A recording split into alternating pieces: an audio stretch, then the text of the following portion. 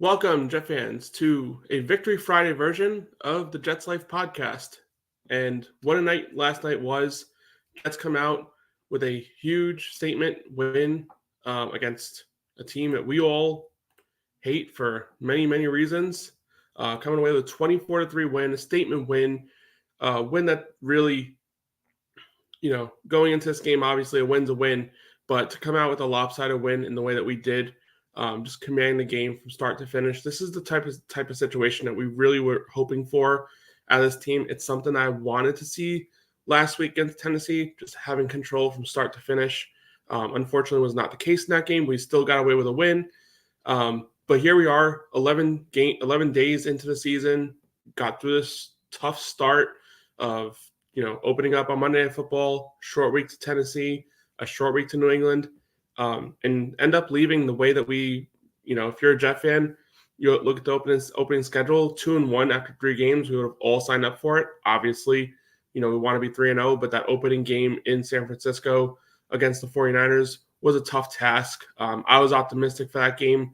We just came out rusty flat, but that's obviously not the conversation for today. The conversation for today is really talking about the major points of this game. And, there's not much negativity you can really have coming out of this game. So we'll hop right into it and talk about, let's be real, an outstanding game for the Jets. Biggest storyline of the day, obviously, Aaron Rodgers is here, and he's here to do some damage. This was a perfect opportunity for Aaron Rodgers against a pretty good defense to kind of exploit and take a look and see what this offense can be. And we're not even there yet. This is definitely the early stages of what this offense has the ability to be.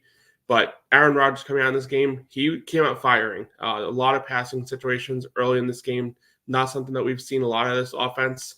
I ridiculed Hackett for too much early down run type of plays. They came out firing. They were throwing the ball early and often, and Aaron Rodgers took full advantage of it. 27 of 35, 77% completion percentage on the day, 281 yards. He was a seam route away from hitting 300 yards on a pass to Garrett Wilson. Threw it a little bit inside. Garrett Wilson was a little more to the outside. He would have had those yards, but unfortunately didn't make it there. Completions to 8 different receivers. These are stats like you see during a game when you're watching an elite quarterback play. These are the types of things you see. 8 different receivers made receptions. He rushed for a couple of first downs in this game as well, so that was good to see the mobility starting to come back in this game a little bit. Obviously, every game is going to be a gradual step in the right direction, hopefully. In the case for Aaron Rodgers, wiped off the rust obviously in this game, and was also a little more willing to get outside the pocket. In some scenarios, unfortunately, that did lead to penalties on the offensive line. But in some cases, as I just mentioned, he got a couple of first downs. Third down efficiency was high, 10 of 15, 67%. That's what you'd love to see out of a quarterback. 27 first downs, 400 yards all-purpose of offense, and then just 40 minutes time of possession. The Jets dominated this game from start to finish.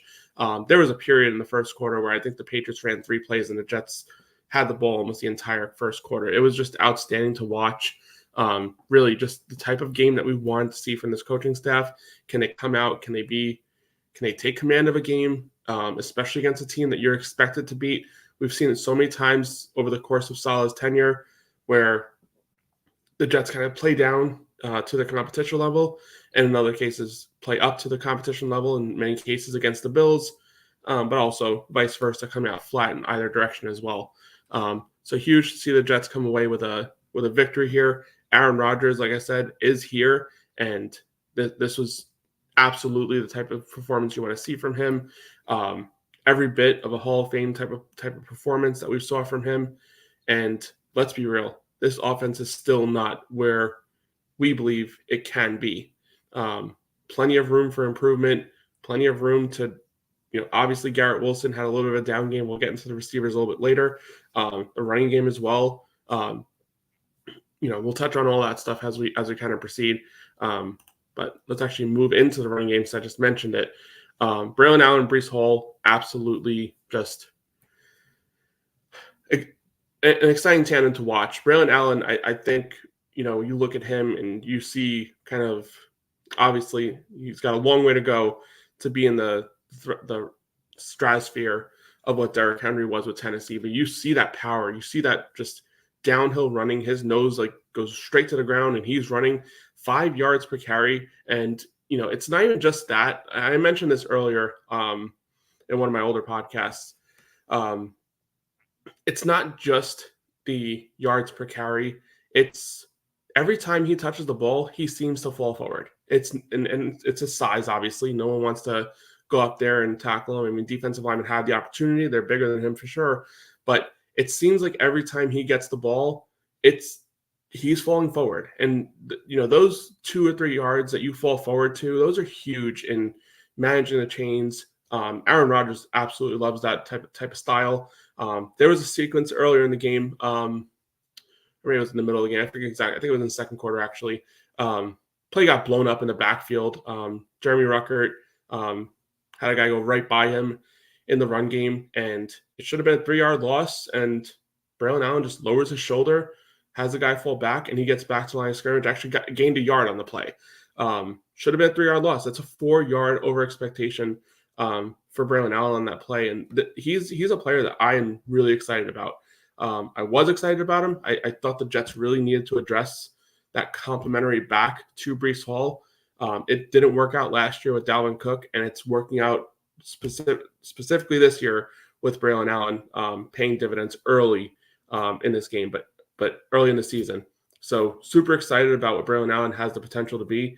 And then for Breece Hall, I mean, again, let's take it for what it's worth. I mean, Breece Hall's, from a rushing standpoint, isn't doing what we all expected. His yards per carry is at 3.4. Last year, it was at about 4.5 yards per carry, and that was with an even worse offensive line than we have this year. Obviously, our offensive line is much more improved, and we'll touch on them in a little bit too. Our offensive line is miles better than what it was last year. So you expect at some point, this yard per carry kind of thing to shift in the more positive direction. Hasn't been a hot start for Breece Hall in the ground game. With all that being said, he still has 290 yards all-purpose through the first 3 games of the season.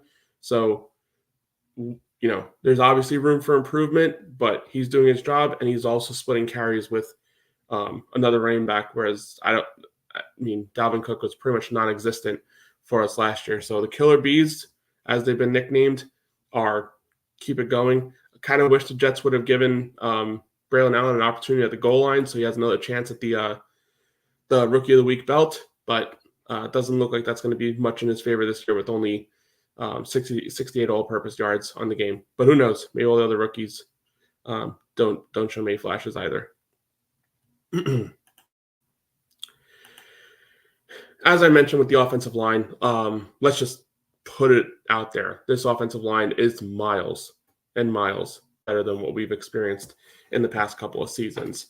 Joe Tippmann, for all the preseason, snap issues and concerns, and, if there's a weak spot in the offensive line, you got to look at him and John Simpson probably being the weak spots of the offensive line. Well, Joe Tippmann is not a weak spot. In fact, he's the opposite. He's probably one of the higher performers on the interior. Obviously, ABT's kicking butt on the right side as well, but Joe Tippmann is up there with some of the elite centers. I think I looked at PFF, and I think he's graded out as the 3rd overall center in the league.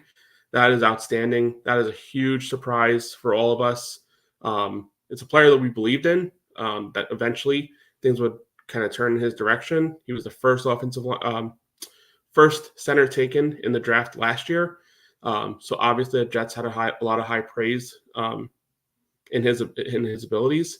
But yeah, Joe Tippmann coming out in this first 3 games of the season looking like he's, made drastic improvements as a center from year 1 to year 2. And let's be real, having a quarterback like Aaron Rodgers back there versus Zach Wilson, Tim Boyle, etc., helps a young center kind of ease into that development. So hats off to Joe Tippmann on this one. Good start to the season. Let's keep him moving because this offensive line is going to be really the definition of what this offense can truly be down the stretch here. John Simpson has been a pleasant surprise as well. When the Jets went out and got him, there was not many people who can come out there and say that they knew exactly who he was and exactly what he was capable of. You look at PFF, and all you really kind of saw out of him was the penalties being an issue and his grade. But obviously, you take a look at what the Jets brought in here, and he's been an absolute monster in the run game, and the Jets are running in his direction. There's a lot of different running styles. They are going all over the field because they have the ability to now with how many real stars they have on this offensive line. But John Simpson has been a pleasant surprise. Put these two guys at the top, not because they've been the greatest on the offensive line, but because they've been the biggest surprises. And obviously, got to call them out for their big success in the first few games of the year. Tyron Smith, not much to say here. He's just been absolutely outstanding to come out this season. There was a play yesterday where Aaron Rodgers got sacked to his side. It was a stunt type of play, got around him. These things are going to happen, but the biggest thing is, as Aaron Rodgers is going to get sacked in the NFL. That's the way it is. But this offensive line has been, just the amount of room that you're seeing in that pocket has been a pleasant surprise. They're definitely ahead of schedule, and something that this offensive line had that other Jets offensive lines had not had in years past is the entire duration of training camp to really give themselves the ability to build chemistry and kind of develop that way. Jets are doing exactly what we were hoping this offensive line would do, and they're doing it early. It's a long season. They're only going to get better. They're only going to build on that rapport, and let's hope it just keeps moving. Keep the chains moving. Keep this running game going. Keep Aaron Rodgers upright. All that stuff will eventually result in hopefully a playoff appearance and maybe even more. I mentioned ABT. Never hearing his name, that's a good sign. Offensive lineman, never want to hear the name during a game because usually when they're getting called out, it's because they're not doing their job. He's been awesome. Not much you can talk about there. Just absolute beast in the run game. It helps from a center standpoint. I mentioned Joe Tippmann earlier. It really does help when you have two guards standing to your side that know exactly what they're doing. And then Morgan Moses, he's been outstanding too. Unfortunately, he did leave this game with an injury, looked like a knee injury type of thing. It looked, he was on the floor, he was in pain. Never good to see. Hopefully, it was more on the field than it is in real life. But we'll hope to get some more information on that this week. But with all that being said, the good thing is for the Jets, they did bring in an offensive lineman in the draft that can fill in right off the bat and play on that side. And he did come in yesterday. That's Olu Fashanu, for anybody who hasn't been paying attention for the last few months. Came in and didn't play a lot of snaps, but got some early snap percentages, and we'll see how that goes. Hopefully, it's a short-term injury from Moses and he can come back and get the thing going. But maybe Fashanu takes this job and runs with it. Wide receiver and tight ends, they are living in a fantasy land this year compared to what they have been in the past couple of years. Allen Lazard had a big first quarter in this game.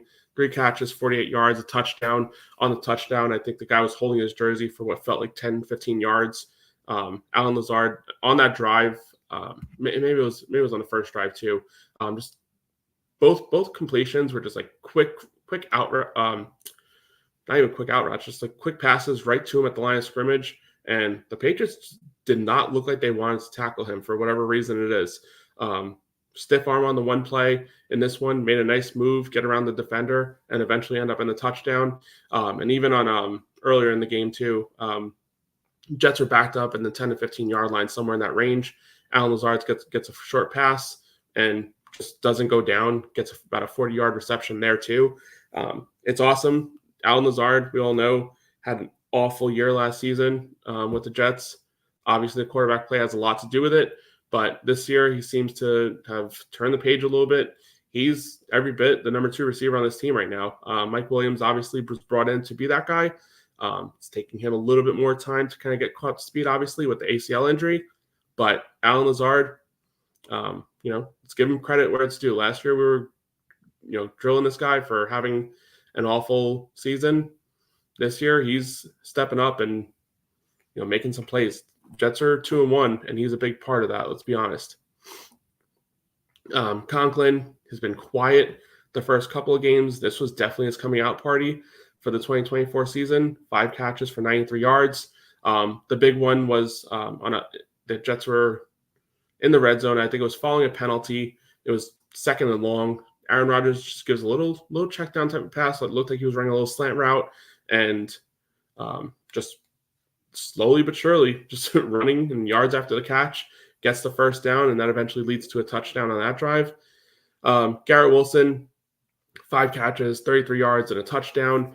And I'll talk about this a little bit later too, but Garrett Wilson, this wasn't the game that he wanted. Obviously, very frustrated. A couple plays in this game, including one where back shoulder play, got to keep his feet in bounds. It was a similar situation in the 49ers game where Rodgers threw the ball, looked like plenty of room to get the 2 feet in bounds. Just for whatever reason, couldn't get the second foot in bounds. The production is going to come at some point. There were opportunities this game. There was a sequence earlier in the game where he lined up illegal formation, but he was wide open down the field. Aaron Rodgers kind of overthrew him. Garrett Wilson wasn't there, whatever the reason, but that's the type of play. Garrett Wilson makes the catch. It's a big play. The Jets haven't had the big plays in this first few games, and in this game specifically, just everything was just dump and dump and dump and dump, getting yards, receiving yards after the catch. That's exactly the formula the Jets were operating this game. At some point, teams are going to respect the fact that Aaron Rodgers will take what you give him. He has no problem taking 12 to 14 plays to go down the field and eventually, get into the red zone and score a touchdown. And that's not a recipe for sustained success. Aaron Rodgers type of guy who can do that, but eventually you get into a third down situation, something goes wrong. Robert Saleh preaches this all the time with his defense. He doesn't want to get the big play, and it's very difficult to march down the field in a methodical, slow type of approach. Well, Aaron Rodgers has that ability, but at some point, defense are going to respect that. They're going to have to come in with more players inside the 10 to 15 yard range, which will open things up on the outside for Mike Williams, open things up on the outside for Garrett Wilson, et cetera, et cetera. But, the fact that the Jets offense performed the way they did against a pretty good defense, and, let's be real, this offense isn't even clicking on all cylinders yet, is pretty much like exactly what every Jet fan wants to see. Gives us a little bit more time to get acclimated to what we are capable of. Then moving on to the defense, and there's really not much you can talk about with the defense here. 7 sacks in this game, and we don't even have the guy we brought in to be our primary pass rusher yet. Will McDonald has been a pleasant surprise. I know we all kind of hoping he would eventually turn into that, edge rusher that we were all, needed since, let's be real, John Abraham left the Jets back in 2006 or whatever it was. Jets have been looking for a star pass rusher off the edge, and Will McDonald early on in the season, 5 sacks through 3 games, but obviously not much production in the first game from a sack standpoint. It's outstanding to see that he's actually kind of just looks like he's turning that corner for the Jets. And again, 5 sacks in the last 2 games. Really, it's just it's hard to kind of exemplify. You saw the talent in the preseason. You see him doing that spin move, but he's doing it in different ways. He's actually, the bull rush is actually kind of working for him, which is something I had a big concern of because of his size. He's coming in there with a bull rush, and the Jets, this is a little bit of a different game. The Jets came in with a lot of pressure, a lot of blitzes, and his speed kind of getting around the edge was getting there, pretty frequently in this game. It's awesome surprise to see. Leonard Taylor III got himself a half a sack. Quinton Williams got some action in the sack department. It was just really everywhere for this team. Javon Kinlaw obviously got a big sack. He's been a player that, if you look at the stat sheet, doesn't look like he's doing much, but he's been absolutely a monster in the middle these last few games.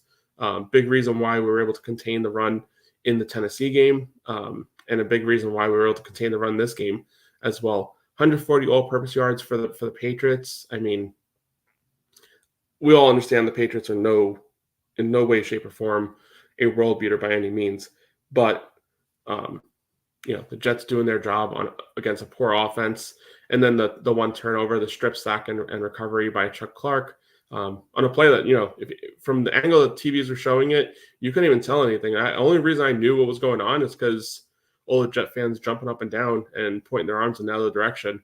But awesome play, just never not giving up on the play. A bigger player than him in Ramondre Stevenson kind of falling on him and just get his arm in there and strip the ball out. It was an outstanding play. Chuck Clark's a player that I kind of had some concerns of going into the early, these first couple of games of the year, including last week. A play that should have been an interception turns into a touchdown. But this is awesome to see Chuck Clark kind of have that, that game. He had a sack in this game as well. So just a step in the right direction for sure from Chuck Clark. And let's be real, this defense last couple of games, after giving up 30 points to the 49ers, after getting smacked in the mouth, really have been pretty outstanding this last couple of weeks. On to the coaching. Obviously, there's a lot of good in this game. Coming out 24-3, there's not usually a lot that you can talk about that's bad, but nonetheless, we got to be open-minded here and just look at it from the broad scope. Obviously, the good, walking away with a W. That's what we all kind of hope for when you go into a game like this. Go out, get the win. They look prepared. As I mentioned earlier, this is kind of the first game I've seen this season where, foot was on the gas from the start. Came out firing in the passing game. The blitzing, Jets aren't a team that blitzes very often, and whether you like it or not, it's just their recipe for success. But in this game, they kind of identified that, let's be real, Jacoby Brissett's doesn't strike fear into many defenses, and he's not going to beat you. What he will do though is he'll manage the game. He'll throw these short passes, get first downs, and then eventually, hopefully, that defense makes a big play for the Patriots. And we saw that happen in week 1 against the Bengals. That's exactly what they did. Bengals made a couple forced errors, turnovers, and obviously, survivor pools around the nation got destroyed because of the Patriots. Well, in this particular game, the Jets did not want that to happen. Blitzed very often, especially to stop the run, and a lot of situations in 3rd and longs, the Jets brought that heat as well, and were able to get to Brissett. So Jets took advantage of the Patriots' offensive line having the struggles and having the injuries that they had.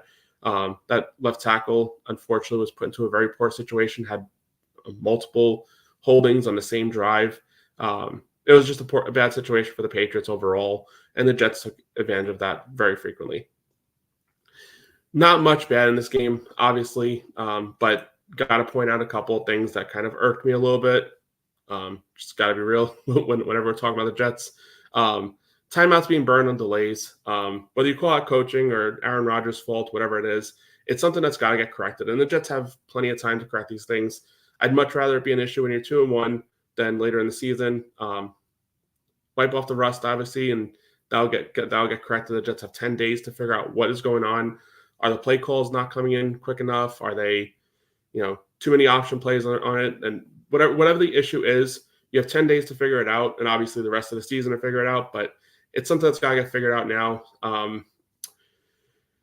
It's something last week against the Titans that I was a little concerned with going into that last 6 minutes of the game where you were down to 1 timeout because they had just burned a timeout when it was like 2nd and 16 or whatever it was. That was a huge play to Mike Williams because if we don't make that completion, don't get that first down, find yourself in a situation where you have to punt it. You have 1 timeout left, 6 minutes left. Tennessee could have easily marched the ball down the field as they did on the last drive of the game and eventually just milk out the clock, and the Jets could have nothing to do about it. Fortunate for us that was not a situation that we had to worry about because we got the completion and eventually scored a touchdown and, got the victory eventually. But that's a concern of mine. Figure it out. get it done. I expect they do. Aaron Rodgers is a veteran quarterback. I don't think this will be an issue that will continue throughout the duration of the year. It's only week 3. Got plenty of time to fix these problems. The next one obviously is a bigger issue. 8 penalties for 106 yards. A lot of that yardage coming on a pass interference to DJ Reed, which actually put the Patriots into field goal range, costing us a shutout overall. But listen, this is me just nitpicking and trying to find problems when, for real, this was absolutely every bit of what we wanted to see this team being able to do. Game balls for the game. I mentioned him earlier. Will McDonald getting the 2 sacks on defense. You could point at a lot of players on this defense of who's worthy of it, but Will McDonald came in the year under a lot of pressure. First round pick the year prior. Bryce Huff's gone. Hassan Reddick comes in. Hassan Reddick is not here, so even more pressure on him. The Jermaine Johnson injury last week, adding more pressure. Really, it comes down to like Will McDonald being really the last player that the Jets have that you're expecting and need to be able to rush the passer off the edge. And he's been doing it. 5 sacks the last 2 games. I mentioned that earlier, but 2 sacks in this last game. But again, you could have pointed at so many different guys. Chuck Clark, I mentioned earlier, having a sack, having the strip fumble and recovery in this game. Javon Kinlaw just being a monster in the middle. Quinnen Williams getting his burst, his sack production finally going in this season. It's a lot of players on the defense. And then obviously on the offensive side of the ball, I mentioned him earlier, I gave him the accolades. Aaron Rodgers getting the, leading a 400-yard offense. But I'll take it a step further. And something I was talking about while watching the game. Garrett Wilson was obviously frustrated in this game. Garrett Wilson was not having the best day. There was nothing about his mannerisms, nothing about his attitude that led me to think that, he needed to be force fed or he needed to be, given like a cheer me up type of situation. But there was that sequence down at the red zone right before Garrett Wilson got the touchdown. And it just looked like he was obviously annoyed, obviously frustrated that in himself, that he wasn't producing the way that he would like or the way that he expected. And I even remember saying, this is a situation for Rodgers. We're up big. You got to build the player's confidence up. You got to do something for this guy, whatever. And, I said, maybe just throw Garrett Wilson the ball here. They were at the 2-yard line, situation where I truly expected that they were probably going to run. But in my mind, I was saying, Garrett Wilson's having a tough game. Just give him the ball, figure out how we get the ball to him, score the touchdown. And this looks like a completely different game from the stat line perspective. And that's exactly what happened here.